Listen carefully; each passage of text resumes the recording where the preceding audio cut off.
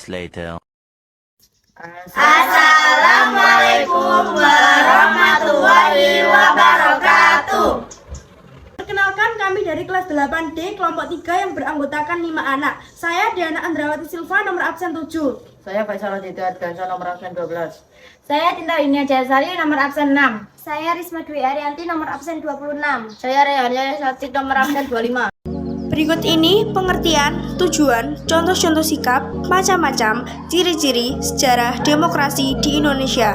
Pengertian demokrasi dalam buku berjudul Komunikas Politik, Media dan Demokrasi dari Henry Subiakto dijabarkan latar belakang, pendekatan, metode studi komunikasi politik dan kepemimpinan politik yang akan membentuk demokrasi itu sendiri. Namun, pengertian dari demokrasi itu sendiri apa sih?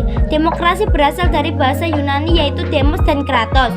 Demos bermakna rakyat atau khalayak, sementara kratos bermakna kepemerintahan.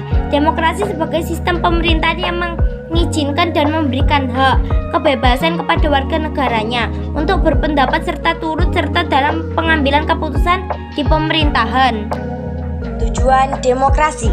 Secara umum, tujuan demokrasi adalah menciptakan kehidupan masyarakat yang sejahtera, adil, dan makmur dengan konsep mengedepankan keadilan, kejujuran, dan keterbukaan.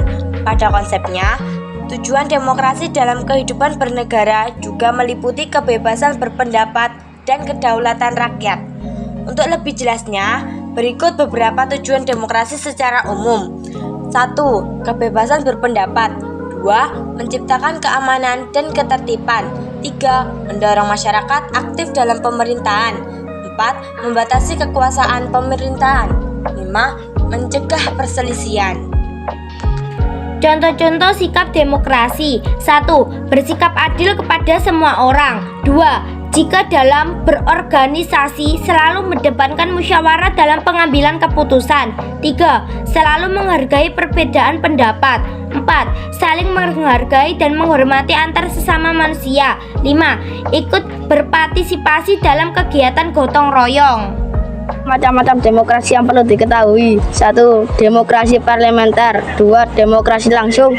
3. Demokrasi tidak langsung.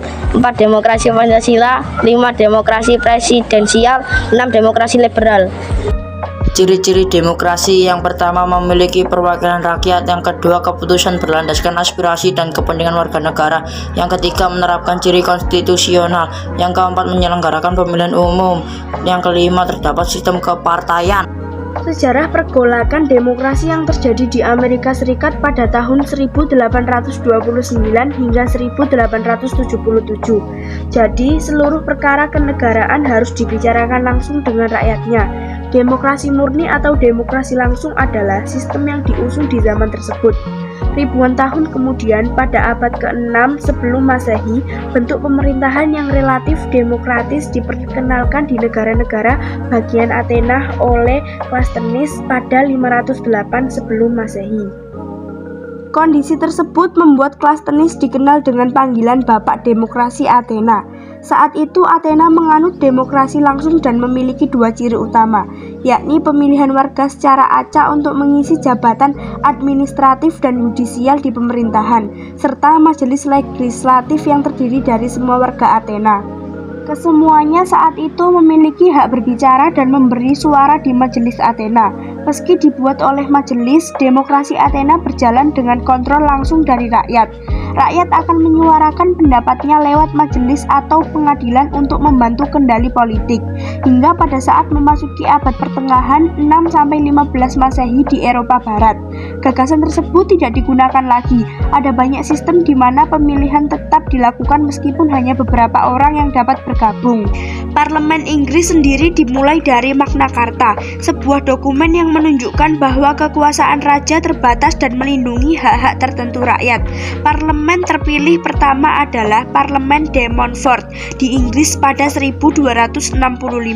Namun hanya beberapa orang yang benar-benar dapat bergabung sebab parlemen dipilih oleh beberapa orang saja.